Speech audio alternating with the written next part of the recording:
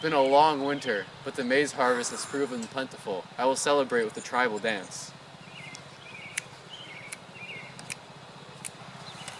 I'm tired of these stupid tribal dances. I want to move on to bigger and better things.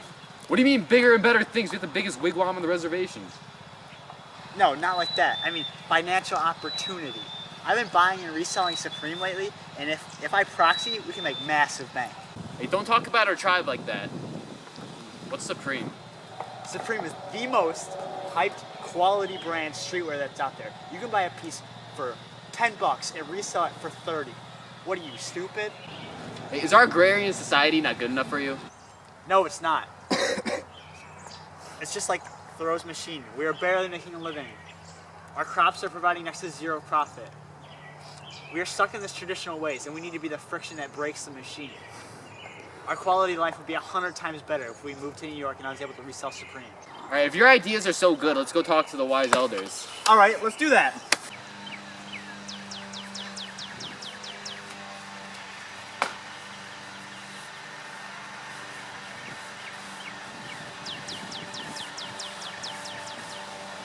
Hello, gentlemen. How are you on this beautiful day? We need your help. My brother's being a stick in the mud. What's your problem? He wants to sell Supreme. That's crazy. I don't want to chase his stupid wild dreams. We've been living under wigwams, harvesting crops for generations, and he just wants to leave that all behind. What does life outside this reservation have to offer? Life outside the reservation offers a chance for me to better myself and our community. It's a once-in-a-lifetime opportunity. It'd be stupid for me not to take it. People here are stupid if they don't let me do it. Tanner, you have to accept the fact that some people won't be capable of or won't want to be enlightened. But you have to do it for society. This new life you speak of seems to offer much more prosperity and quality of life than our little reservation. Everyone is born where they were because that's where God assigned them. You must stay at the reservation. That is the lifestyle you were born into. That is the lifestyle you must keep. We must maintain our tribe's strength. You must embrace the suffering you endure. You suffer because you want things to be different rather than accepting them as how they are. Making bank on Preem is a desire, and you must expel this desire if you want to be had. But Buddha, what you're saying is the desire is the center of all suffering. You also believe that we must become at peace with ourselves by gaining knowledge. So what if I desire knowledge? And I'm not trapped in a vortex of suffering? Am I being carject of the peace that I desire? Buddha is right. You were born on the reservation, and I believe you must stay to keep stability. On the reservation, you don't need to worry about the dangers of not succeeding in New York. Tanner, listen to Buddha and Machiavelli. You have to stay on the reservation. Don't think about the future, stay in the present. No, Tanner, you must leave.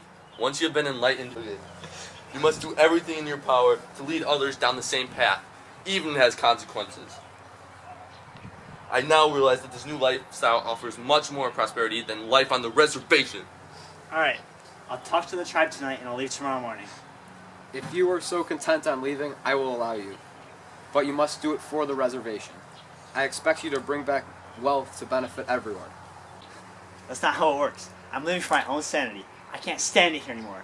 Life in New York would be way better anyways. Yes, I would be making much more money, but it's hard work. I'm not just going to give it all back to you guys.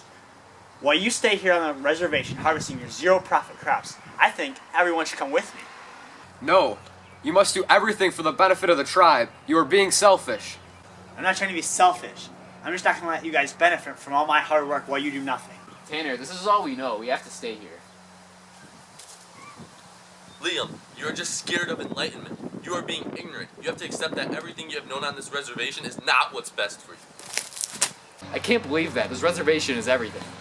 Liam, I think I can convince you. If you come to the meeting tonight, we can talk about it and maybe I can change your mind. No, we must stop Tanner. Grab him, lock him up. You can't just walk out on us. Lock him up. No, please, can't you see this is the best path for our people? The other tribes are dying. We need to try something different. The only path you need to worry about is this knife going through your throat. No, please, Liam, how can you just stand by and let this happen? I don't know. Maybe this is going a little too far. It will be stable without you and your silly talk of this supreme resale gibberish. Lock him up!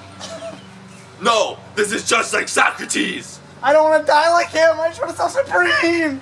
Tanner, What do you want, Buddha? view this as a nice way of finding inner peace. You must reflect on the life you have, and then you can truly find happiness. All right, Tanner, last chance. What path do you choose? Are you going to go self-supreme, or are you going to stay here and preserve our native ways? Alright, fine. I'll stay. Tanner, once enlightened, you have an obligation to educate the ignorant people about the light. Lock me up, boys.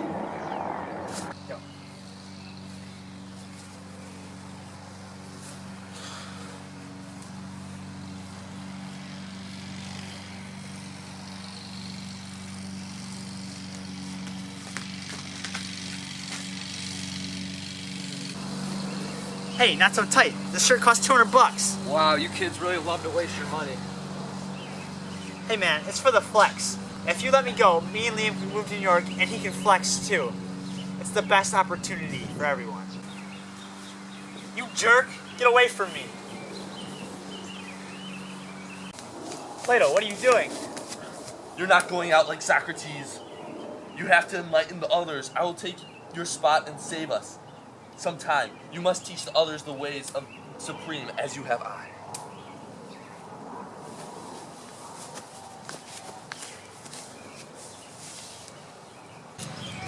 Liam, I need to talk to you. Wait, you're supposed to be tied up with my... Liam, you said that you wanted to stay in the reservation because it was our light and culture, and I understand that. This is my home and where I grew up.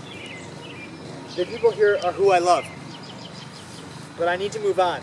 We can find a common ground between our beliefs. You want to keep our traditions and preserve our native culture, and I want to go self-supreme.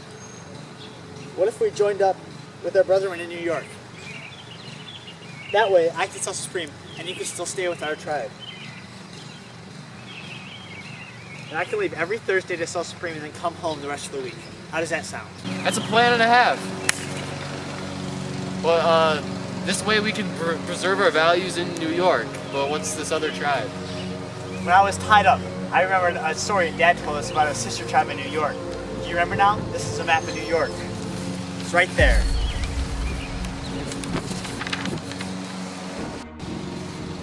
Oh yeah, I remember. That's a great idea. We can easily convince the others, but Machiavelli will be happy. Oh, I know what we can do with them.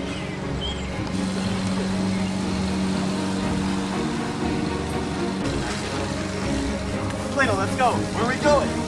I don't know.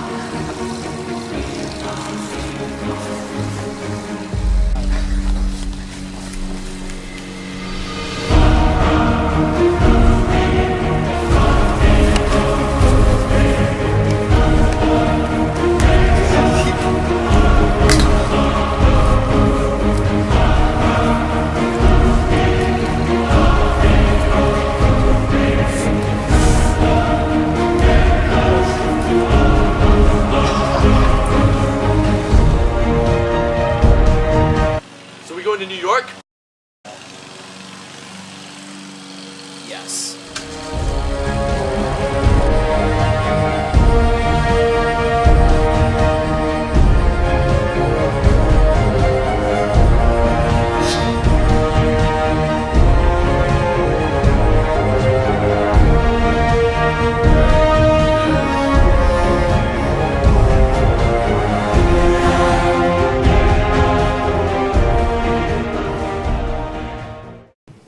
Wow, these people have a lot of problems. Yes, the skirmish seems very petty. But that Tanner fellow sure makes a good point. I understand why you would think so. Tanner uses their machine as a metaphor. Tanner felt he was a working piece of society he wanted to abandon. By making the connection between the situation and your machine, he solidifies the effectiveness of his plan to abandon the traditional ways of his society that does not seem to work. Exactly. If one piece of the machine stops working, then the whole machine can fall apart. It made his position easier to understand and added logic behind his solution. Tanner also makes a good compromise. He appeals to Liam's needs to preserve the traditional cultural values, but reasons that they can be maintained in a different location and make it even better by combining with the sister tribe. This appeal allows the two to find a common ground, and in the end they can both be happy.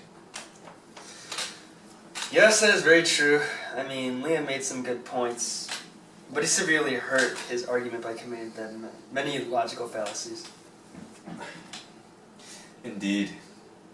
He should have thought about and talked about the problem over with Tanner before reacting the way he did. I agree. If he would have discussed it with Tanner before going to the elders, he would have saved himself the fallacy of appeal to authority. This made his argument seem less sure of itself. Another thing that hurt his argument was his fallacy of the bandwagon. He jumped right on board with everything Machiavelli said before thinking. This made him seem more reliant on Machiavelli and less on his own support. Well, as we can see, Tanner clearly won that argument. Checkmate. Yes, he did. I hope the new life in New York is as prosperous as he said. I wonder where they are now.